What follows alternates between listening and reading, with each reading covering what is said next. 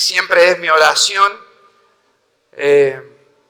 poder seguir a Jesús por donde Él va y ser un canal hoy para lo que Dios tiene para hablarte a vos, como lo ha hablado y lo ha hecho conmigo. Hay en la palabra del Señor muchas historias que nos cuentan acerca de lo que Jesús hizo con muchas personas. Jonah contaba su testimonio, su historia, lo que Dios hizo con él. Cada uno tendría una historia para contar. Y a lo largo de la Biblia podemos ver muchas historias. Aquella mujer que su hijo había muerto y se encontró con Jesús. Jairo, Lázaro. Tantas historias que fueron.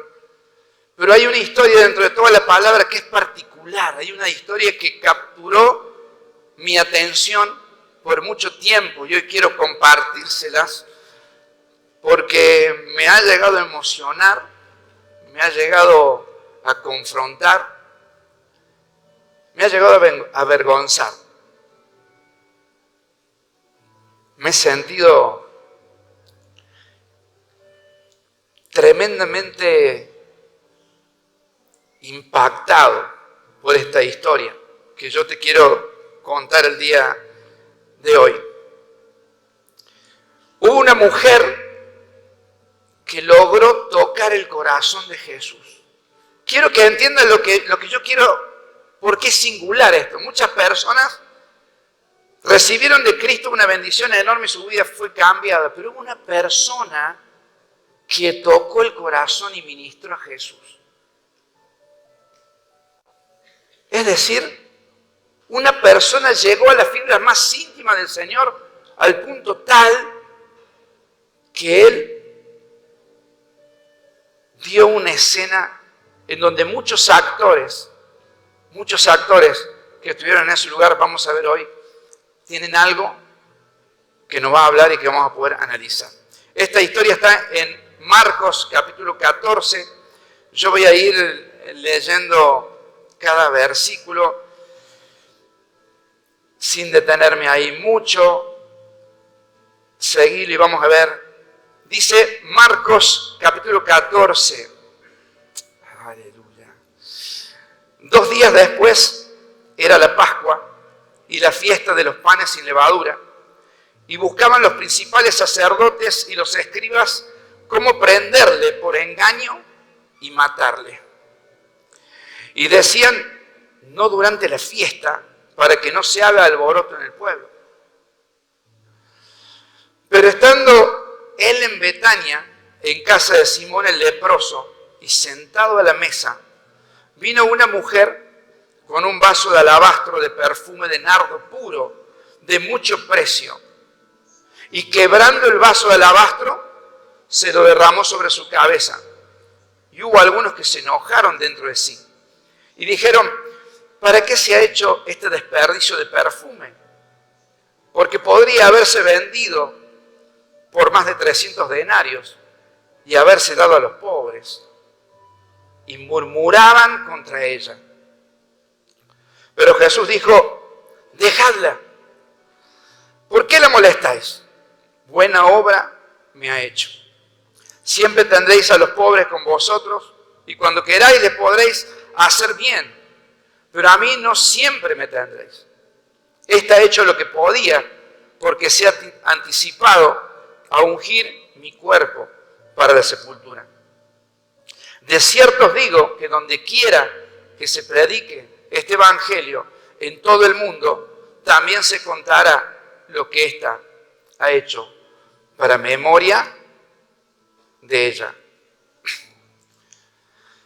En esta historia vamos a tratar de juntos hacer un análisis forense. Es muy importante que cuando nosotros leemos la palabra de Dios, saber de que hay una distancia entre el autor y su contexto y nuestra realidad. Es muy importante que cuando vos te acerques a la palabra de Dios, puedas entender qué quería decir el autor y qué significaba ese mensaje para las personas para las cuales fue dirigida. Bien, entonces vamos a tratar de ver el contexto de lo que fue pasando aquí. La fiesta de la Pascua, una de las principales fiestas, si no es la más importante del pueblo de Israel. Ellos, una vez al año, conmemoraban, recordaban la libertad que habían recibido del pueblo de Egipto. Todos conocemos aquella historia. Allí en Jerusalén, durante esa fiesta tan grande, ¿se puede bajar un poquito? Gracias.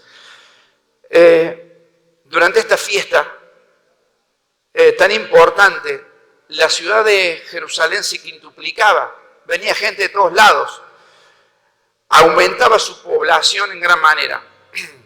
Para los romanos, esto significaba un tiempo de mucho cuidado y atención. De hecho, los gobernadores, Herodes Antipas, cambiaba su lugar de residencia durante la Pascua y se iba a Jerusalén para poder dar las órdenes rápidamente. Esta historia ocurre en un momento de mucho movimiento. Había grupos radicales, grupos revolucionarios que siempre estaban alentando para tratar de hacer algún tipo de atentado. De hecho, ocurrían atentados a la Guardia Romana. Durante toda esta época había una pequeña ciudad, solamente a 3 kilómetros de Jerusalén, Betania. Betania era la ciudad de paso, de albergue, porque 3 kilómetros eran fácil de caminar, de recorrer. Era una ciudad que vivía del hospedaje y también tenía todo preparado para que los animales puedan ser reconfortados. La población de Betania era una población que vivía del turismo, podríamos decir. Una pequeña aldea allá, a 3 kilómetros tan solo de Jerusalén. En medio de este pueblo había un grupo que estaba presente aquí también dentro del pueblo de Israel, que eran los fariseos.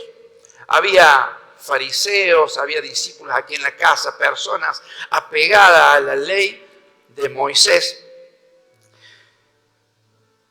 Y cuando uno piensa, estas personas por mucho tiempo se dedicaban a estudiar la palabra de Dios durante toda su vida. Eso es hasta el día de hoy.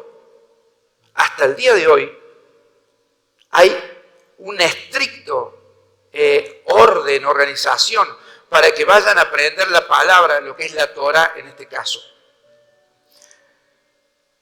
A mí me llama la atención algo, es que tanto estudio de la palabra y cuando Cristo vino no le conocieron. No solo eso, sino que lo tomaron por enemigo.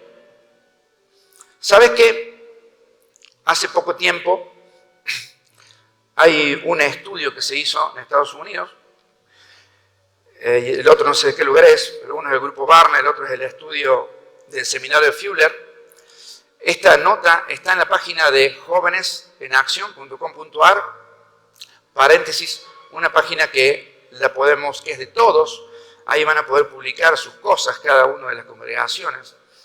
Cada líder va a tener un acceso y lo que Dios ponga en tu corazón, vamos a poder armar un lugar entre todos en el cual podemos alimentarnos.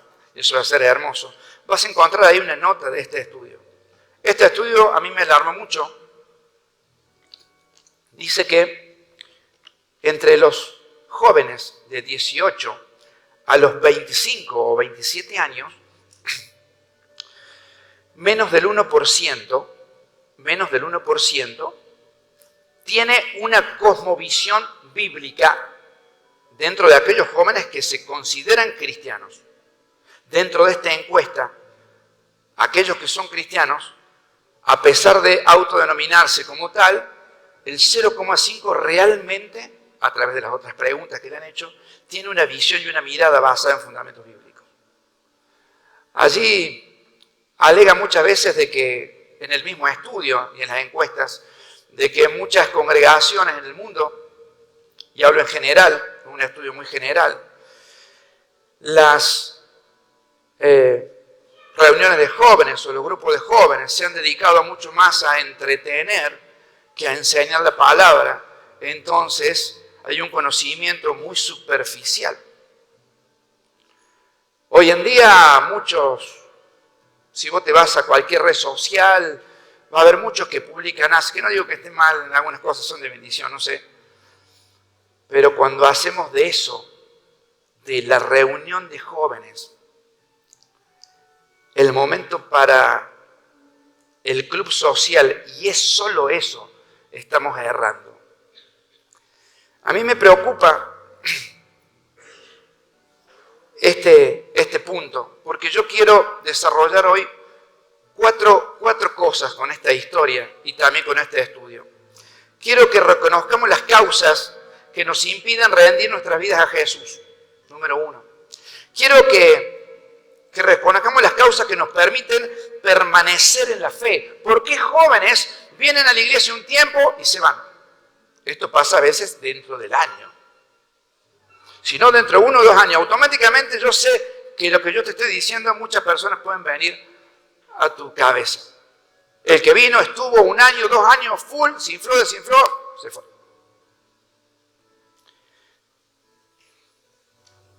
¿Qué necesitamos tener para permanecer en la fe? Para seguir su llamado y poder servirle. Porque estos fariseos tuvieron el mismo problema. No comprendieron a Jesús. Tenían un sistema centrado en apariencias, centrado en conveniencias, en beneficios propios. Lo disfrazaban de piedad, claro. Ellos, cuando ayunaban, se lo contaban a todo el mundo, ¿no? Palidecían sus rostros. De hecho, Jesús les llamó sepulcro blanqueados. Seguramente en un tono no poco amistoso. Y por sobre todas las cosas, sus juicios estaban por sobre la palabra de Dios. Cuando vino la palabra viviente, la palabra viva, que era Cristo, no le reconocieron. Tenemos la palabra más segura, dice 2 de Pedro 1:19. Tenemos también la palabra profética más segura, a la cual hacéis bien en estar atentos como una antorcha que alumbra en lugar oscuro hasta que el día esclarezca y el lucero de la mañana salga en vuestros corazones. Uno de los problemas es cuando creamos y nos acostumbramos a la rutina. A los fariseos les pasaba esto. Yo creo que amaban a Dios a su manera, porque era sacrificado. Lo mismo podemos pensar hoy en día de un sacerdote o una monja de clausura. ¿Qué los mueve? Digo, hay una decisión determinada. Claro, lamentablemente al no moverse conforme a la palabra de Dios, no hay fruto ahí. E inclusive no hay salvación. Una de las cosas es que tenemos que fortalecernos en la palabra. A mí me preocupa, ¿saben qué? Cuando yo veo un joven que permanece en la iglesia por 2 años y no hay un hambre en la palabra, sigue sin ese interés, sin ese hambre, es cuestión de tiempo, se va a ir. Se va a ir. Porque la palabra es lo único que a nosotros nos puede arraigar a la fe. Lo segundo es que ignoramos nuestro equipaje. A nosotros no es como les pasaba a los fariseos, a los religiosos de la época, que iban una vez al año y se juntaban para ir a celebrar ahí la Pascua. 1 Corintios 2, 9 y 10. Qué importante es saber el equipaje que llevamos. 1 Corintios capítulo 2 dice: cosas que ojo no vio, ni oído oyó, ni han subido en el corazón del hombre, son las que Dios ha preparado para los que le aman. Atende esto, presta atención acá. Dice, pero Dios nos las reveló a nosotros ¿por qué? ¿Por qué nos reveló? Por el Espíritu. Porque el Espíritu todo lo escudriña, aún lo profundo de Dios. Es la intención del Padre que nosotros podamos conocer lo profundo de Dios. Es la intención, es el plan. Está contemplado no solamente que podamos asistir a la iglesia y compartir lo bien que nos hace, por supuesto, pero hay algo mucho más, que es lo profundo de Dios. Lo que hay en el corazón del Padre. Muchas veces llegamos a aburrirnos de las cosas que hacemos, porque aparentemente decimos, bueno, pero ¿qué podemos hacer? Rendimos genuinamente nuestro corazón y las cosas pareciera que no hay mucho más. O toco la música, o toco la guitarra, y hacemos de la iglesia el objetivo del servicio, cuando el objetivo está afuera. ¿Y sabes qué? Es maravilloso poder juntarnos, estar acá. Pero la Biblia no dice en ningún lado que los jóvenes deben permanecer juntos. El modelo bíblico es que el joven, como hablaba Ariel, el yugo debe estar pegado a un adulto que le va a enseñar el ministerio y a crecer en el Señor. Búscate un adulto. Claro, no estoy diciendo no hagamos más reuniones jóvenes, no, estoy diciendo que tu principal fuente de preparación y crecimiento en el Señor no va a estar en un par. ¿Está bien? Va a estar en un hermano mayor en la fe. A veces nos admiramos de los mayores que tenemos en comunidad cristiana. Años, no sé si todavía va, creo, Ángel viajaba, bueno, hablaba con mi pastor Daniel. Sí, porque está viajando a San Juan. Digo, wow, qué tremendo. Bueno, Carlos también, ¿y quién más podemos hablar, no? Que incansablemente, qué bueno decir, che, Carlos, con confianza le digo, Ángel, ¿vas a ir a San Juan? Sí, mira, acá somos 10 jóvenes que te vamos a acompañar. Y sí, mira, una guitarra, bueno, es lo que tenemos, pero te vamos a acompañar. ¿A qué te vamos a acompañar? A vivir la experiencia de servir a Cristo. ¿Qué hace Cristo cuando nuestros mayores van a un lugar o al otro? Ahora están las jornadas misioneras. No te la podés perder. Encima los lugares son 50, creo, me dijeron. Los 50 primero son experiencias hermosas. Tuve la posibilidad, me apoyo acá. Tuve la posibilidad de, enero pasado, tener la experiencia de poder ir ahí a Buenacura Brochero, una experiencia maravillosa, donde servimos juntos al Señor, donde tenemos nuestro devocional, nuestro tiempo, Dios te habla, servís de un montón de maneras, servís haciendo, es maravilloso. Pero también lo puedes hacer en tu iglesia, en tu congregación. No es que si al pastor no se le ocurre algo, nada se mueve. Digo, pobre nuestros pastores. Y me estoy saliendo de lo que tenía acá. Pobre nuestros pastores a veces cuando pasan años y no ven una generación de relevo que tenga visión para tomar responsabilidades, para tomar la carga. Esto me hago cargo yo, vamos. Qué importante es saber y confiar. No, porque ¿qué Dios lo va a hacer conmigo? El Espíritu Santo a nosotros nos va a revelar lo profundo de Dios y vamos a impactar el lugar en donde vamos. Esto no lo tenían los fariseos. Necesitamos dedicar tiempo para estudiar su palabra. Necesitamos apartar tiempo de oración. Parece casi ya un cliché esto. Es que es una verdad, no es un cliché. Es una condición. A veces decimos un evento, uno de los lemas de este encuentro es que hay momentos que pueden cambiarlo todo. Y los momentos que pueden cambiarlo todo no son aquellos momentos emocionales, aunque obviamente el Espíritu Santo invade nuestras emociones, sino son aquellos momentos en donde nosotros nos podemos ir con una lista clara de lo que Dios nos ha hablado. Una de las cosas que hoy Dios viene a hablarte es que Dios quiere revelarte lo profundo de Él. Lo profundo. Y te va a llevar tiempo, y te va a llevar a esfuerzo, y te va a costar, y vas a tener que permanecer. En medio de esta historia, muchos no entendieron lo que estaba pasando en ese momento, porque era una fiesta, como nos va a dar más detalles el libro de Juan. El libro de Juan, vamos a leer el mismo relato. Te comento mientras tanto, mientras que nos vamos ahí a Juan capítulo 12. Mientras que nos vamos a Juan capítulo 12, el Evangelio de Marcos fue el primero que fue escrito. Luego siguió Mateo.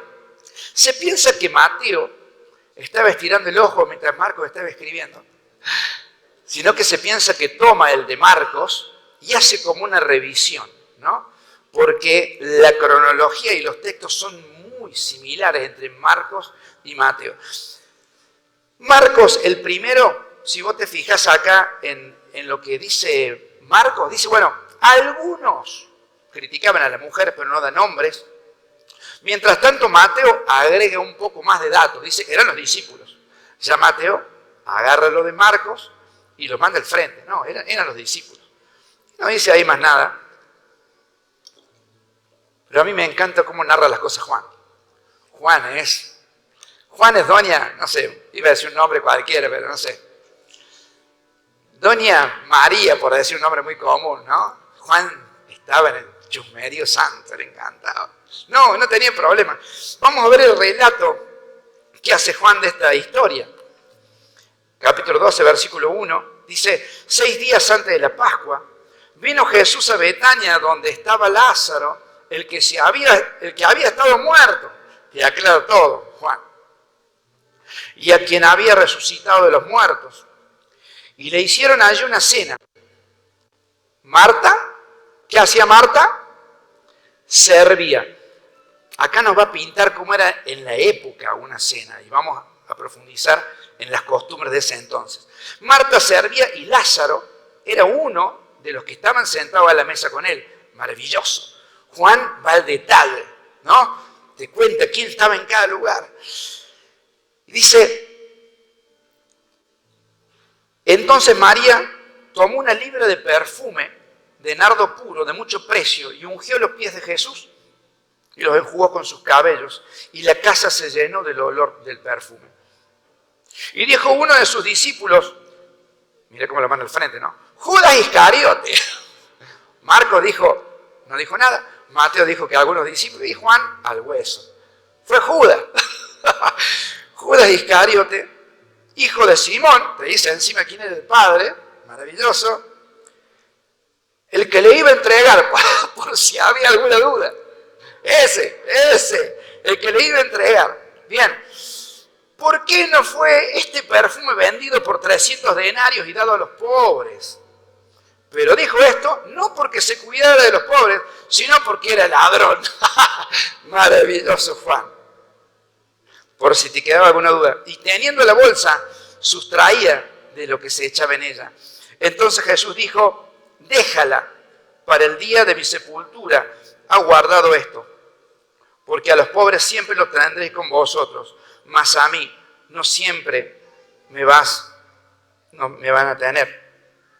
Una de las cosas que nosotros tenemos que tener claro para poder permanecer en la fe es el costo social que tiene seguir a Cristo. En aquella época, ser una mujer soltera implicaba tener una dependencia económica muy fuerte del varón. Había una estigmatización si no se casaba. Se esperaba que la mujer se case, tenga hijos. También había una falta de protección legal. era peligroso ser una mujer soltera en aquella época. Estaban muy desprotegidas. En aquel entonces estaban comiendo, según nos relata Juan, se esperaba de que venía un rabí, el cual debía ser atendido. No se lo podía tocar a un rabí, porque había una ley, que era la ley de la purificación, y entonces no podían tocar porque debía guardarse el estado de purificación que tenía el rabí, el maestro, como lo era Jesús. Ellos estaban, hasta ahí todo estaba como estaba en el cronograma, el protocolo estaba perfecto. Los hombres conversaban entre ellos y las mujeres no estaban en medio de ellos. La mujer solo entraba a servir la mesa y se retiraba. Por ejemplo, el caso de Marta. Cada uno en esa casa estaba haciendo lo que se esperaba. Se piensa que era, como era en casa de Simón el leproso, tal vez había otro, estaba Lázaro, una unidad de ex sanados por Jesús. Yo no sé cómo habrá sido, ¿no? Los paralíticos por acá, los leprosos por allá, los muertos, bueno, el hijo de la viuda acá, ¿no? Por acá, por este lado. Conversando, hablando de las cosas que iban a venir, la Pascua, no sé qué estarán hablando en ese momento. Pero en un momento pasa algo, ya que rompió el protocolo de la reunión. María de Betania, hermana de Lázaro, irrumpe en el medio de la reunión. Entra, primero, una mujer soltera, entrar a una habitación donde estaban hombres conversando. Ya una falta de respeto terrible. No podía ocurrir. Pero no le importó. Una de las cosas que debemos tener en claro, así como lo tenía María, es el costo social. Vamos a ser criticados. No la vamos a pasar bien. Fíjate que Jesús le dijo a sus discípulos, o le pintó un panorama poco alentador, en Mateo 10, 16, dice, miren, los envío como ovejas en medio de lobos, por lo tanto sean astutos como serpientes e inofensivos como palomas. Tengan cuidado, porque los entregarán a los tribunales y los azotarán con látigos en las sinagogas. Serán sometidos a juicio delante de gobernantes y reyes por ser mis seguidores. Pero esa será una oportunidad para que les hablen a los gobernantes y a otros incrédulos acerca de mí cuando los arresten. No se preocupen por cómo responder o qué decir. Dios le dará las palabras apropiadas en el momento preciso. Pues no serán ustedes los que hablen, sino que el Espíritu de su Padre hablará por medio de ustedes. Si vas a seguir a Jesús y permanecer, yo quiero que hoy podamos ver a través de esta historia y estas preguntas y tomar una decisión. Si tenés pensado permanecer en Jesús, tenés que saber que una vida que refleje el carácter de Cristo va a ofender y molestar al entorno en donde vos vas a estar. Tiene que estar descontado que tal vez no sea la chica popular o el chico más popular. Va a haber presiones, va a haber burlas. Una de las cosas que dice la palabra es que tenemos que guardarnos mansos, inclusive. Tu ego va a ser pisoteado, serás humillado, y aún así tenés que permanecer tranquilo, confiando en el Señor. Es allí cuando la palabra que está plantada en ti va a sustentarte. Tiene que ver con lo que hablamos recién. Si la palabra de Dios está sembrada en tu corazón, vas a mantenerte manso, porque la palabra va a sostenerte. ¿Por qué se van los jóvenes de la iglesia? ¿Por qué? Porque no hay una palabra que sustente. Y el mundo sabe cómo calentarte y sacarte de la onda. ¿Vieron los partidos de fútbol cuando se pican, que vienen a propósito y que se ponen cara a cara y le dicen cosas? ¿Por qué? Porque si el contrario lo sacas de foco, se enoja de más, lo pueden expulsar, se desconcentra del partido. El mundo va a tratar de sacarte del foco, de que te vayas de boca, de que te enciendas en ira, de manipular tus emociones, tus sentimientos, para enamorarte de una persona que sabes que no es la que Dios tiene para vos. Y sin embargo, va a tratar. Pero si no está la palabra sembrada, ¿qué pasa? Fíjate que la Biblia dice que debemos congregarnos, es decir, no dejen de congregarse como algunos tienen por costumbre, pero el congregarte no te va a mantener firme. No te va a mantener firme el congregarte. Tenemos que congregarnos, claro que sí. No hay que dejar de congregarse, pero eso no te va a mantener firme. La profundidad con la que la palabra de Dios ha entrado en tu corazón y cuán arraigada estás, va a poder mantenerte firme.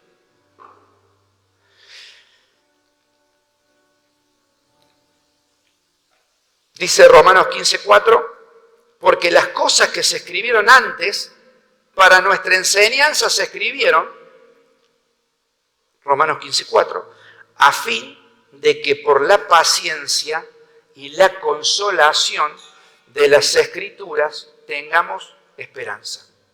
Las cosas que se escribieron tienen un propósito.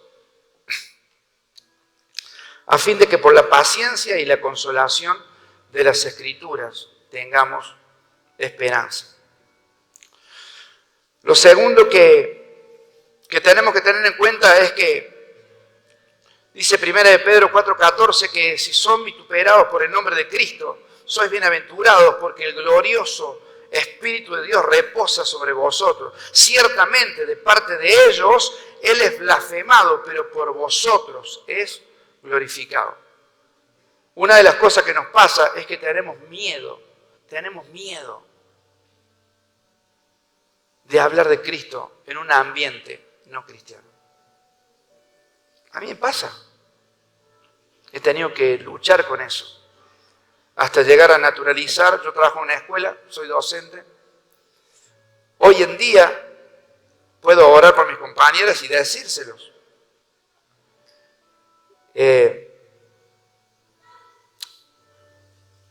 No podemos a veces hablar abiertamente en la escuela, porque es una escuela laica, ¿verdad? Pero a veces le cuento a mi esposa y hay nenes entre ellos, hoy estoy en 5º y 6º grado, la hermosa matemática que me toca, ciencias naturales, me aman. Pero entre ellos dicen, el profe nos trata como padre. Profe, usted nos trata como padre. A mí me llenó de ternura, no sé qué será para ellos que uno los trate como padre. También me llegó a pensar qué imagen tendrán de padre. Tal vez por tratarlo amablemente. Pero ¿cuánto uno puede afectar el lugar en donde está y no tener miedo de hablar de Cristo? Una vez una alumna, una mamá muy preocupada me dijo, faltó porque tuvo sueños. Se levantó a la noche, no vino ayer, me dice, porque se levantó a la noche y vio una persona en su cama. Y la otra hermana también se levantó y también gritó porque también lo vio. Ay, salí corriendo yo también. Tremendo. Las dos vieron y hablando con ella. Y le dije, me decía, y nosotros, tenemos un tío que está preso y ahora él otra vez nos invitó a una iglesia. ¿Y ustedes? ¿Qué de ustedes? ¿Les puedo compartir algo personal? Sí, bueno. Sí, alguna vez fuimos y empezamos a hablar, esta mujer empezó a llorar, a contarme que en algún momento había ido a la iglesia y después se habían ido con su marido. Es tiempo de volver. Es tiempo de volver. ¿Qué esperan para volver? Vuelvan. Hoy en día están congregándose en la iglesia Obra de Consolación, ahí en Argüello.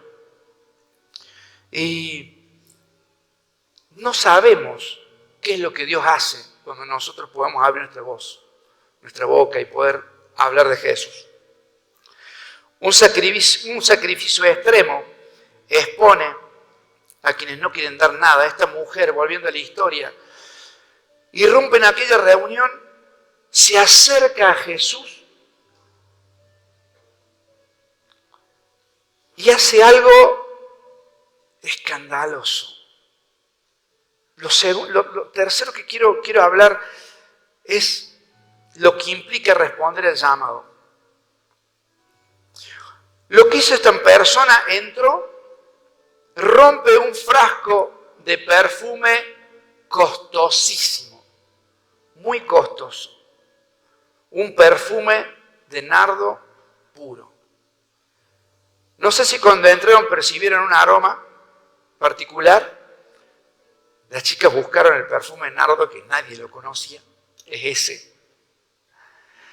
Y en un momento le van a entregar esto que está acá, donde tienen un presente, para recordar también este momento. Y rompe un perfume que para conseguirlo hacen falta 100 kilos de nardo para hacer 1 litro. El nardo, este tipo de nardo, crece en el Himalaya, casi 9.000 metros de altura sobre el nivel del mar. Y ahí, en lo más alto de la tierra, porque es el monte más alto de la tierra, crece esta florcita blanca muy bonita con un perfume muy particular. Solo crece esta especie en ese lugar, 8.000 metros de altura a 9.000 metros de altura sobre el nivel del mar. Algo interesante, ¿no? Este perfume venía de lo más alto. El costo era muy grande porque en aquel momento, y nos vamos un poco a la historia judía, en aquel momento, cuando una niña pasaba de ser niña a mujer, comenzaban a ahorrar en diferentes cosas. ¿Por qué? La vida de la mujer era complicada. Entonces, si tenían adquisiciones económicas, la familia les podía dejar algo de qué valerse y no estar tan expuesta a una dependencia económica y otros peligros que tenían. La cantidad de 1 libra se piensa que era casi medio litro de perfume. Por la cantidad que era algo extravagante, este perfume es muy probable que haya sido una herencia familiar. Es decir, María de Betania es muy probable que su abuela haya estado recolectando este perfume, porque las familias muy adineradas, cuando se moría un familiar, buscaban y compraban y pagaban un alto precio por este perfume, que era costosísimo. Hoy en día estaríamos hablando de miles de dólares. La Biblia nos dice que equivalía al trabajo de todo un año, el salario anual.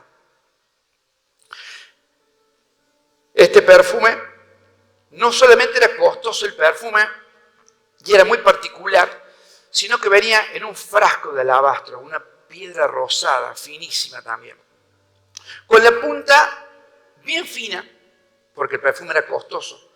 Las mujeres lo usaban para su boda principalmente, para la noche de bodas y para ocasiones extremadamente necesarias. Era como un seguro de vida lo que tenía María ahí.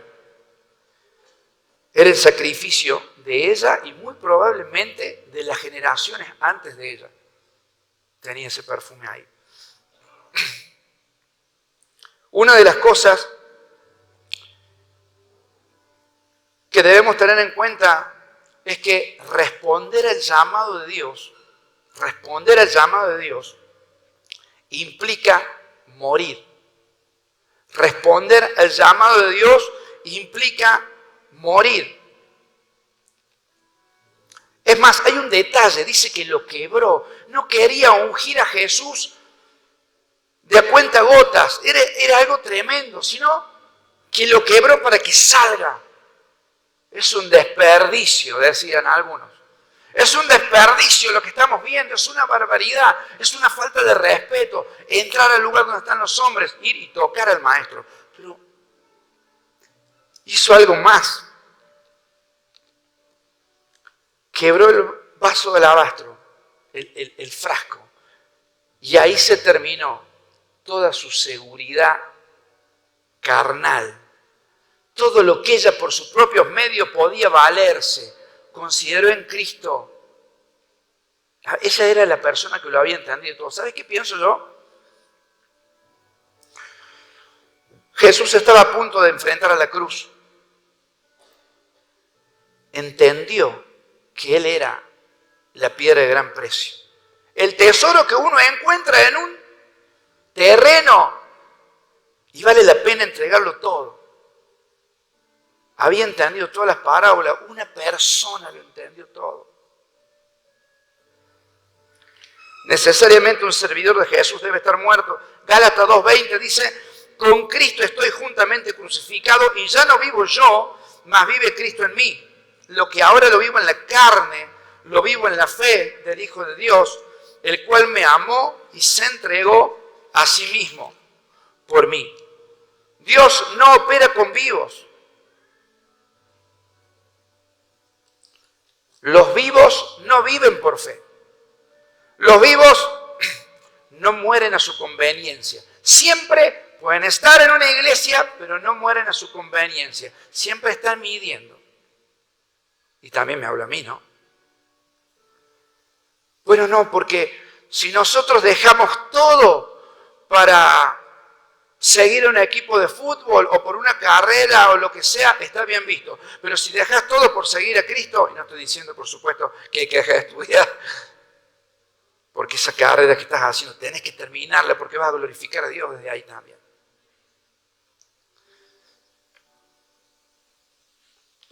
Pero a veces medimos, no, que si estoy muy cansado, no, que si no, que si esto, no, que si aquello, no, pero que me duermo, no, que no voy a la iglesia porque me duermo, no, es muy temprano, no, pero que, a ver, y vemos ahí, un vivo no puede mantener su mirada en la cruz, un vivo no puede mantener su mirada en la cruz. Piensa que lo logra, lo que está logrando, lo hace por sí mismo. Confía más en sus propios planes. Como Judas, él ya tenía un plan, al toque. Lo vendemos y se lo damos a los pobres. Quería hacer beneficencia el tipo. Pero fíjate vos que si vos lees la palabra, algunos versículos más atrás había ocurrido esto de que hay 5.000 hombres, la alimentación de los 5.000. ¿Qué dijo Jesús? Denle ustedes de comer. Y una de las respuestas de los discípulos, que también había hecho el cálculo: Señor, no alcanzarían 200 denarios. Saca la cuenta. 200 denarios, mínimo los discípulos, dividido 10, dividido 12, soy profe de matemática, dije. Menos de 20 denarios cada uno. 15 días de trabajo tenía que poner cada uno para alimentar a esas personas. Cuando vos ves la historia completa, Jesús sabe dónde iba. ¿Sabes por qué? Porque esta frase, que está traducida como siempre tendrán a los pobres con ustedes, en realidad no está estrictamente en un tiempo futuro. Está como en un infinitivo en el original. Es decir, siempre lo tuvieron, lo tienen y lo van a tener a los pobres. Porque cuando a ustedes les tocó hacer ahí la vaquita para alimentar a los 5.000, nadie dio nada. Pero ahora con el perfume de la doña, sí, todos queremos hacer socialismo. Claro. Y ahí, qué maravilloso, Señor. Los vivos intentan quedarse con la gloria, creen que es por ellos. Quiero aclarar lo que pasa cuando nosotros recibimos el llamado. Si vos hoy vas a tener ese momento que lo cambian todo, tenemos que entender entonces que tenemos que cimentarnos en la palabra de Dios, en la oración, de una manera profunda, conocer a Dios profundamente para poder comprender lo que Dios va a hacer. Es necesario para permanecer. Pero si vas a responder al llamado de Dios, Cristo debe ser formado en nosotros.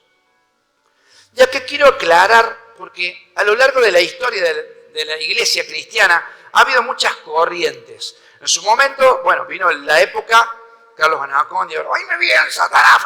Un desastre hermoso. Me tocó estar en una carpa ahí de liberación. Menos mal que era yo, porque acompañando ahí. tremendos ministerios que se movían ahí y demás. Después vino otra corriente, la corriente de la sanidad interior. Y acá se filtraron algunos conceptos que no son bíblicos.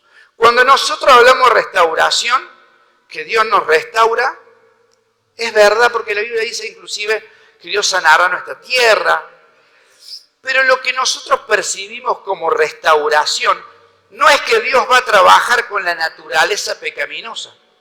Es decir, cuando hablamos de nacer de nuevo, tiene que morir la naturaleza pecaminosa. Dios no está interesado en restaurar y trabajar con tu viejo yo. Bueno, está bastante hecho de goma. ¿Qué hacemos No sé, le achicamos la nariz. No. ¿Qué hacemos con este? Y sí, estaba... No importa, no, porque tengo complejo todos los traumas, porque yo sufrí. Al fin y al cabo te tenés que morir. Dice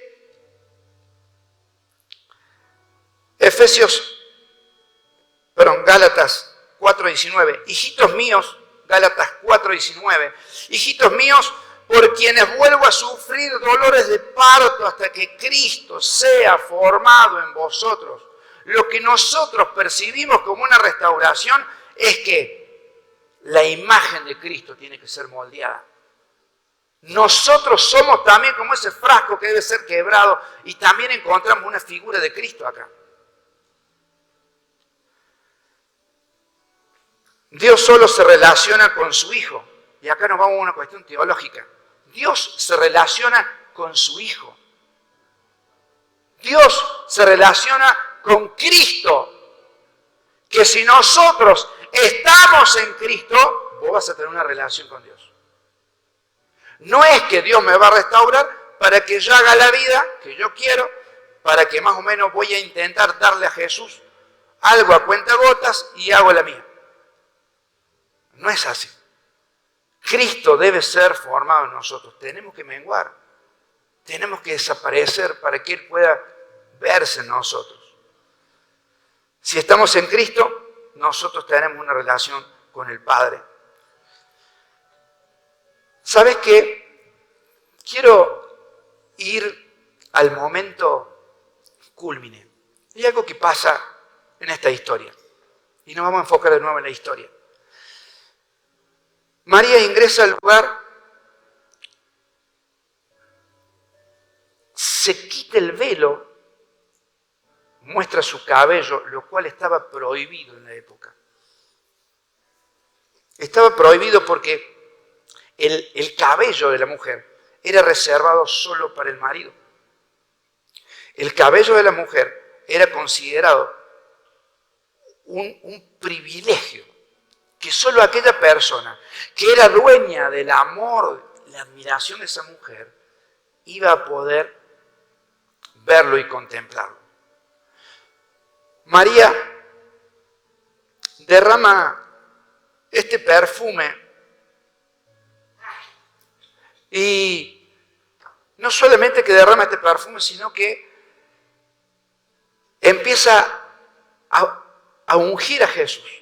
El perfume comienza a correr y al ver sus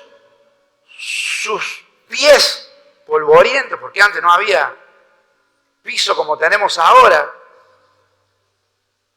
decide el símbolo de su feminidad, el símbolo de su hermosura, agarrar sus cabellos, arrodillarse ahí en Jesús y empezar a enjugarlos con sus lágrimas.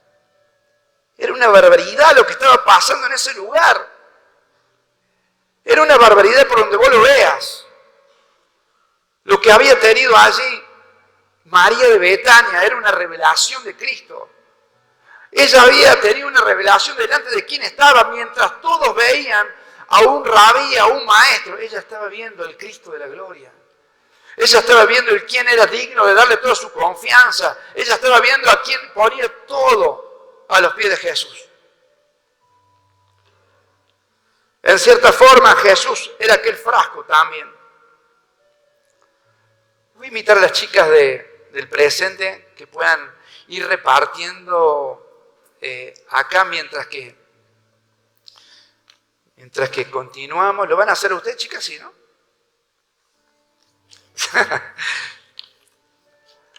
Te van a alcanzar las chicas en este momento los presentes. Y acá, cuando ellos te entreguen esto que tenés ahí, va a haber una muestra del perfume de nardo para que vos lo lleves. Sería maravilloso que por un momento juntos podamos tener la experiencia, por un momento, aunque sea pequeña, de algo que pasó en ese momento. Lo que pasó en ese momento fue que la casa se llenó del perfume. En cierta forma, Jesús era aquel frasco también. Él fue partido y es el único que puede llenarlo todo.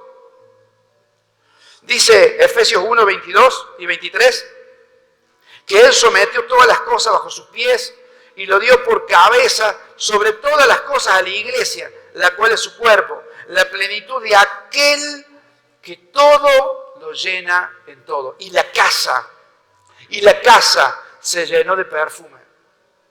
Y la casa se llenó de perfume. No había reservas en la entrega que tenía esta mujer. Yo te hago una pregunta, ¿a dónde quedó el perfume? ¿A dónde quedó el perfume? ¿A dónde quedó el perfume que esta mujer trajo? ¿En dónde? ¿En el suelo? ¿A dónde quedó cargado? En el cuerpo. Cristo es partido, ¿no? El aceite, el perfume. ¿Quién es el cuerpo de Cristo? La iglesia, nosotros. No hay mejor vida que la que Cristo te ofrece. Dice Juan 12, 26, si alguno me sirve, sígame, y donde yo estuviere, allí también estará mi servidor. Si alguno me sirviere, mi Padre le honrará. 9 de julio de 1996. 9 de julio de 1996, en un salón más pequeño que este. Tenía 16 años. 16 años en aquel entonces, y fue cuando decidí decirle al Señor, Señor, quiero entregarte mi vida por completo. Desde aquel entonces me agarró un hambre por el Señor tan grande. Me acuerdo que leía la palabra por muchas horas, al punto tal que la primera vez que leí la Biblia completa fueron 3 meses, creo, 3 o 4 meses. Era algo enamorado totalmente. Luego decidí, años más atrás, apartarme del Señor, porque aquello no me encargué de cimentar la palabra en su momento. Sin embargo, aún cuando yo estaba apartado de Dios, aún me sentía mal. Y Dios me hablaba. Y Dios comenzó un trabajo de restauración muchos años después con mi familia y demás. No quiero ser extenso. Si yo tuviese que pensar hoy las oportunidades que Dios me ha dado, es más de 2. Viste que siempre hay una segunda oportunidad. ¿Qué segunda? El Señor es muy bueno con nosotros. Hoy la invitación yo quiero hacerla a aquellas personas que no solo van a mirar en Jesús la fuente de sus beneficios o lo que Dios puede bendecir, sino a aquellos que están dispuestos a ministrar a Jesús, a llegar al corazón de Jesús. Señor, hoy quiero ponerte primero por sobre todas las cosas para prepararme. Prepárate. Si vas a lo que es la página de Jóvenes en Misión, vamos a empezar a contarte de todos los cursos y preparaciones que te pueden ayudar y que brinde Fiat. Vas a tener información del LAPEN, por supuesto, HLN. Vas a tener los medios para capacitarte. Chicos, la iglesia somos nosotros. Ha pasado algo y yo quiero que despertemos hoy en un panorama general. No hablo puntualmente de las iglesias de comunidad cristiana, hablo en lo general han aniñado a nuestros jóvenes y el diablo ha sido muy astuto y eficiente.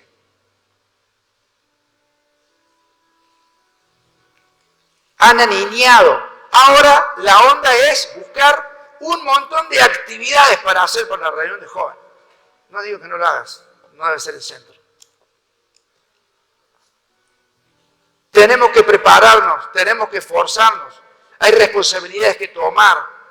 Si vos tenés la vida cimentada en la palabra de Dios, Dios te va a empezar a usar. Si viene un hermano, ¿por qué tiene que ser solamente el pastor el que de repente va solo y tiene que cargar con la carga de toda la congregación? Siempre nos vamos a mover bajo autoridad, por supuesto. No es que, bueno, te vas a ir a visitar gente. No, pero de repente, pastor, va a considerar si la ocasión de la visita amerita que vos lo puedas acompañar o no. Estoy poniendo solamente ejemplos. Sumate. Paga el precio. Paga el precio. Dios te quiere usar. Dios te quiere dar lo profundo. Lo profundo de él. Todos tienen ahí el presente ya. John ahí sí puede subir.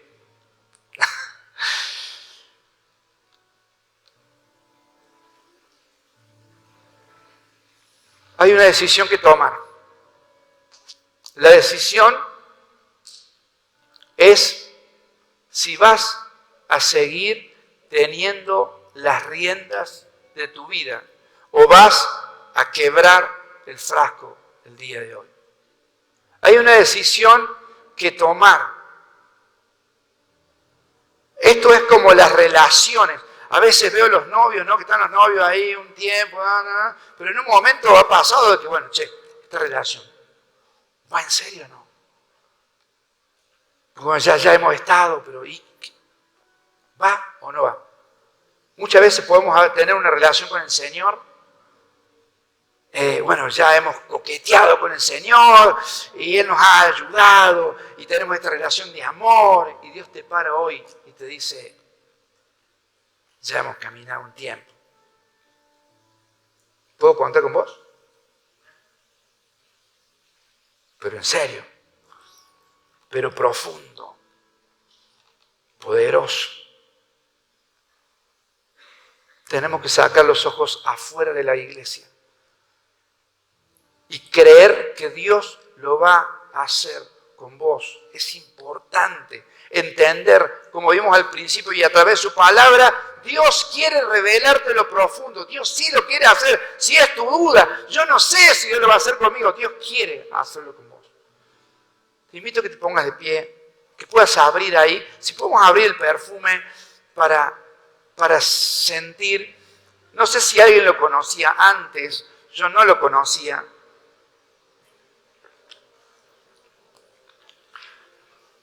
El perfume de nardo. Una revelación de Cristo.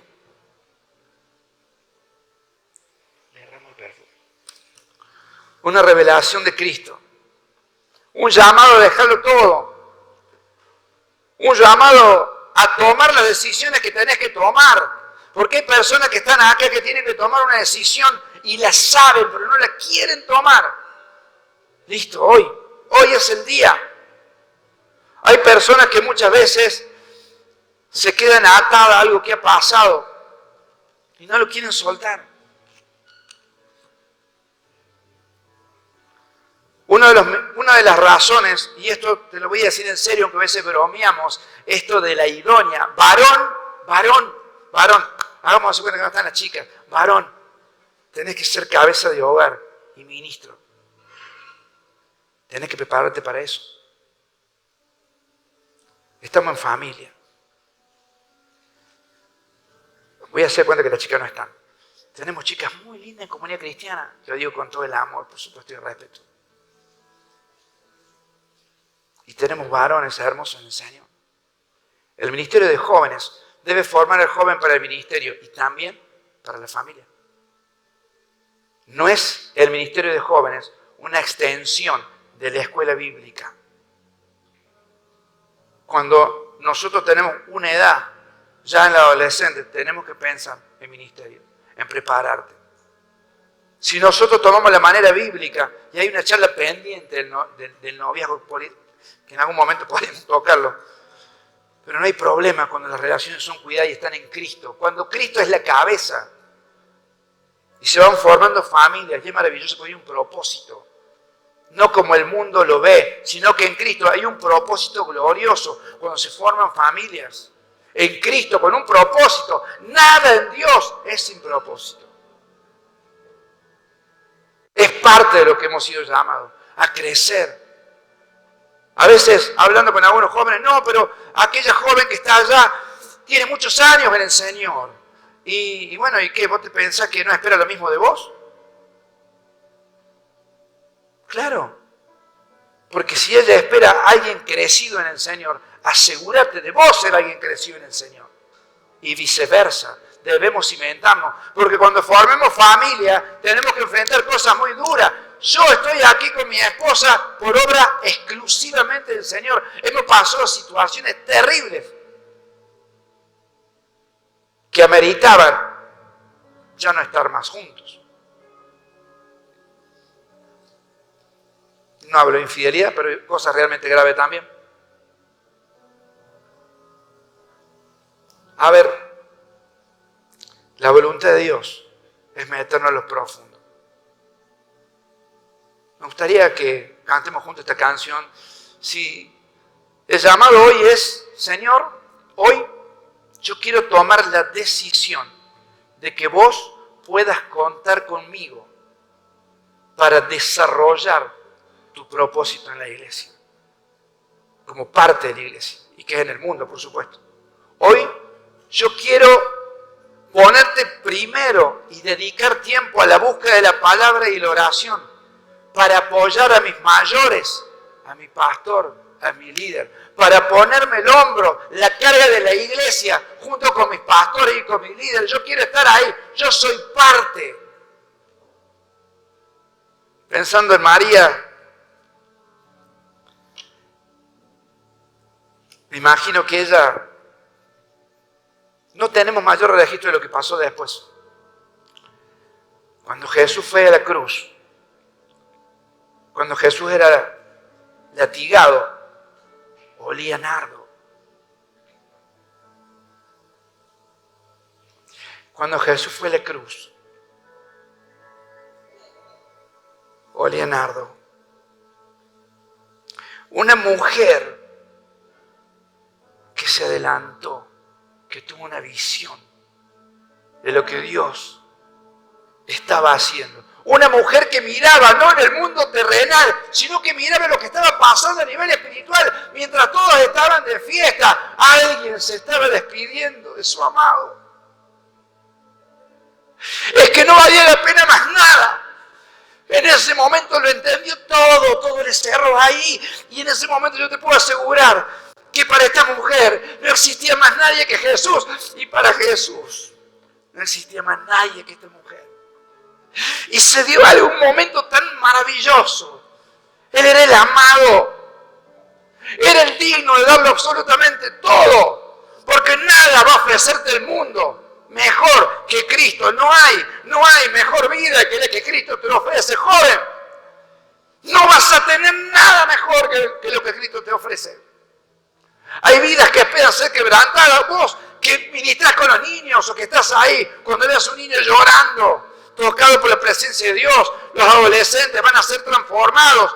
¿Quiénes van a estar ahí? Nosotros, los jóvenes, tenemos que entrar en su ministerio. Dios te va a usar, Dios lo va a hacer con vos. Te invito a que pasen adelante. Si realmente la palabra del Señor, no yo, porque no tengo nada para darte, pero hoy Dios te llama a una decisión a conciencia. Ojo, pensalo bien, esa conciencia. No lo hagas solo por venir. ¿Realmente yo puedo contar con vos? ¿Realmente yo puedo contar con vos? ¿Estás dispuesto a morir? A dejar de calcular si me va a dar esto o lo otro. Rendite por completo. Rendite por completo, Señor. Toma las decisiones que tenés que tomar. Te invito a que puedas pasar aquí adelante para tener este tiempo en el cual vamos a adorarle, porque también esto era un tiempo de adoración, de rendición al Señor. Señor, lo que vas a hacer quiero que lo hagas conmigo. Señor, quiero cuando oro, Señor, poder encontrar lo profundo de lo que vos tenés